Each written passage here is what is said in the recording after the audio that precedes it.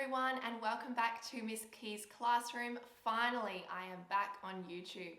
It has been 4 months since my last video, which I guess gives you a bit of an indication of how hectic my term 3 and term 4 were in the end.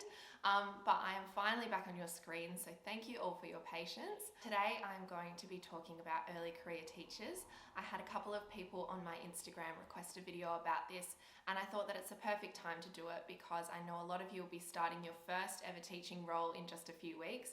And so in today's video, I'll just be sharing some advice for early career teachers who are going into their first teaching role. I do have another video about starting at a new school as well. I'll link that one in the description below.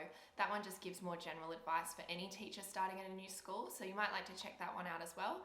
But today will be specifically geared towards early career teachers. So thank you for joining me once again, and let's get straight into it. Okay, so my first piece of advice, or I guess a little reminder for you all as you're maybe getting prepared to start your first teaching role, is to remember that you don't have to have it all figured out before you get started teaching. There is so much to learn as an early career teacher and so much room for development. It's such an exciting part of your career, but I know that it can feel so stressful walking into a school and feeling like, oh my goodness, am I doing this right? I don't know if I'm doing this right. What am I supposed to be doing? But be okay with feeling like that, because not being prepared for every single aspect is okay. You're an early career teacher and you're meant to be learning as you go. So maybe you don't quite know what you're teaching yet. Maybe that hasn't been finalized, and that can feel really stressful. I know for high school teachers, sometimes we don't find out what we're teaching until a week before school, or sometimes even a day before the kids come back. And that can be really stressful. But try and focus on the things that are in your control, the things that you can do and the things that you can prepare for, and the things that you can't, just let them go for now. I know that that can seem really stressful, but you don't have to have it all figured out, and it's okay if you're not completely prepared for every single thing that could possibly happen on your first day. Early career teaching is such an exciting time and you're meant to be learning. Okay, so now that we've established that you don't have to have it all figured out, let's talk about some things that you actually can prepare to make yourself feel, I guess, a little bit better heading into your first year or even your first week as a real teacher. So the first thing I'd recommend doing is printing off your timetable and taking a photo of it on your phone as well. You want to have access to that at all times so that you can work out where you're meant to be and at what time. When I make up my little timetables, I like to make sure I've written the times for breaks and start times of lessons and things like that down the side as well, so that I can make sure I know at what time I'm supposed to be there as well. Every single school has different start times and break times and things like that, so it's important to know when yours are for the school you're at so that you can make sure you're on time for your lessons. So that's what I like to do for my timetable. I also write in any yard duties or anything like that, because then it's all there in one spot and I can just look at it and make sure I know where I'm meant to be. So if you haven't made yourself a timetable yet, make sure you put one up on your desk so that you can keep track of all the places you're meant to be and all the things you're meant to be doing. Okay, the next thing that you actually can prepare for is some of your lessons that you're going to be teaching. So once you've worked out your class, or maybe your classes if you're in a high school setting, you can start to plan out your term, your semester, but then also really focus in on the first week or two as well. I've got a whole video about planning, which I'll link below. But for early career teachers, my advice would be to maybe do like a term overview or a semester overview to work out when different assessments are going to be due. Then go back and focus in on week 1 and week 2 and plan your lessons for those. You don't have to have every single lesson fully planned out, but at least a general idea of what resources you're going to need and what your lesson outcomes are going to be, so that you've got that prepared, ready to go. Those lessons might end up changing, which is why I only say plan for the first couple of weeks, because you don't want to plan out lessons for the whole semester and then not end up teaching them. That's a big waste of time.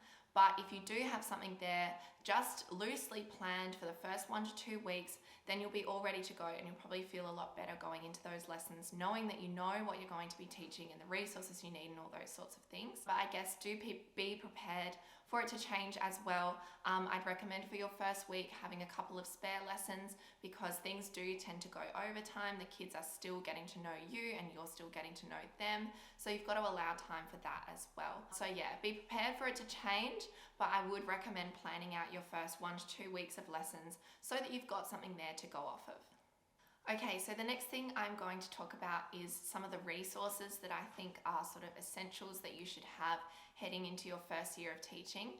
It can feel very daunting to see other people's classrooms and what other people are doing, and they've got all of these amazing resources, but I guess keep in mind that those people have probably been teaching for a very long time, and that you too will build up your resources as you go. But the number one resource that I would recommend you have is some sort of planner or calendar or diary. It is so important to keep track of everything that you're meant to be doing.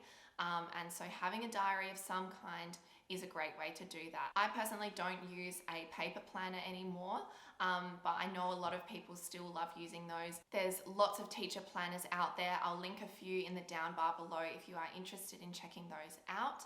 I personally like using the calendar on my phone, and I like using my term overview planners as well, which I'll link below too, so you can check them out if you'd like to as well. But yeah, find out what works for you in terms of a diary or a calendar or something like that. As long as you have got somewhere that you are writing down events and meetings and those sort of things, that's all that matters. The second resource that I would recommend is some sort of student record tracker. So whether it is assessments that you want to keep track of, or attendance, or maybe it is just returning forms or something like that, have some sort of system for doing that. I like to do it on a spreadsheet for some of my senior classes. I like to put little tick boxes when they have submitted things. Other people I know have hard copy assessment trackers and student record trackers. I'll link some below as well if you're interested in those. At my previous site, I even used to use OneNote for it, because the students would upload their work to that, and then I could just tick them off in that way if they had submitted something. And so again, work out what works for you, find out what your school does as well, and then have some way of keeping track of all the records and all the assessment, because when it gets to reporting time and things like that, it can get a little bit overwhelming if you haven't kept up with that across the term. Okay, and then the last couple of resources that I think are very important are actually stationary resources. So get yourself a pack of highlighters, a pack of whiteboard markers, a couple of boxes of pens, maybe some texters and some pencils as well. It depends on what school you're at, and some schools will supply those things, but other schools might not. So I recommend just having some of those sort of things ready to go, just in case your school doesn't supply you with them. Whiteboard markers are especially a must-have, because you don't want to get stuck without a whiteboard marker on your first day and you go to write up your name on the board and you don't have anything to write with. So they're just some basic stationery things that I would recommend. And yeah, like I said before, it can seem very daunting that everyone has got these amazing resources, but those are my essentials. I know that there are probably so many other things that you feel like you might need, but those are the ones that I'd suggest you have on day one ready to go. I'm speaking from a high school perspective, of course, so if there are any primary school teachers watching and you have any ideas of resources that you think are essential for primary school teachers, please comment below and share your ideas in the comments. I'd love to hear them, and I'm sure other people watching this video would love to as well. Okay, we are up to my final piece of advice for this video, and that is to find yourself a mentor teacher. While you were a student teacher, you would have been assigned to a mentor, and you would have watched their classes, and they would have watched you teach and given you feedback and those sort of things. The same thing is really important when you're an early career teacher as well.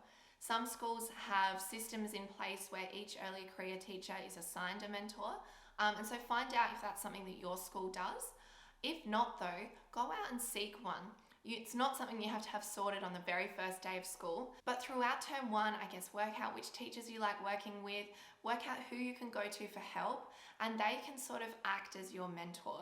It doesn't have to be a super formal thing, like you don't have to go up and ask them and say, hey, can you be my mentor? It's not like that at all, but just someone who you can go to for help and who can, I guess, advise you during your early career teaching stage. Mentors are such an important part of early career teaching, I think, and I am still really close with the mentor teacher that I had both when I was on placement and when I was an early career teacher at my first ever school. So you might like to find someone who is teaching the same year level as you so that you can collaborate and you can bounce ideas off of each other.